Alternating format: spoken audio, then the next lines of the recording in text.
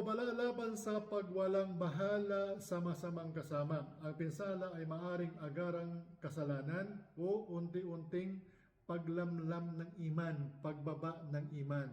Dati mataas ang iman mo, mashallah, hindi ka na maarok, lumalampas ka na sa langit, ang sabi ng iba. Malala ko yung sabi ng isang kapatid, huwag ka namang sumali sa lahat ng grupo. Oo, huwag mo naman salihan lahat ng grupo, baka lumampas ka na sa langit. Subhanallah.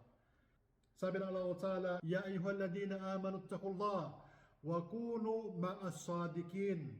O kayong mga naniniwala, matakot kayo sa Allah Ta'ala at makisama kayo sa mga matatapat. Surah At-Tawbah chapter 9 verse 119.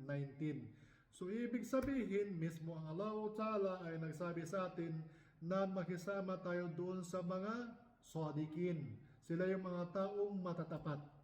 O kapag sinungaling, mga walang kwenta, mga walang saysay, mga walang silbi, ang kaibigan mo, wala ka na rin saysay, wala ka rin silbi, at wala kang pakinabang sa komunidad ng mga Muslim. Hindi ba, kung ikaw ay Kristiyano, wala tayong magawa, pero ikaw ay Muslim, at wala kang idudulot na mabuti sa paligid mo, napakasagwa, napakapangit, di ba?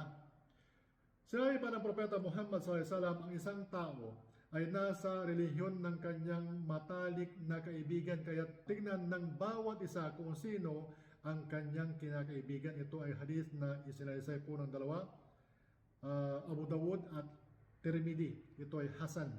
At sinabi pa niya ng Propeta sallallahu alaihi wasallam, huwag kang makisama kundi sa mananampalataya at huwag kang magpakain ng iyong pagkain kundi sa mga may takot sa Allah Ta'ala.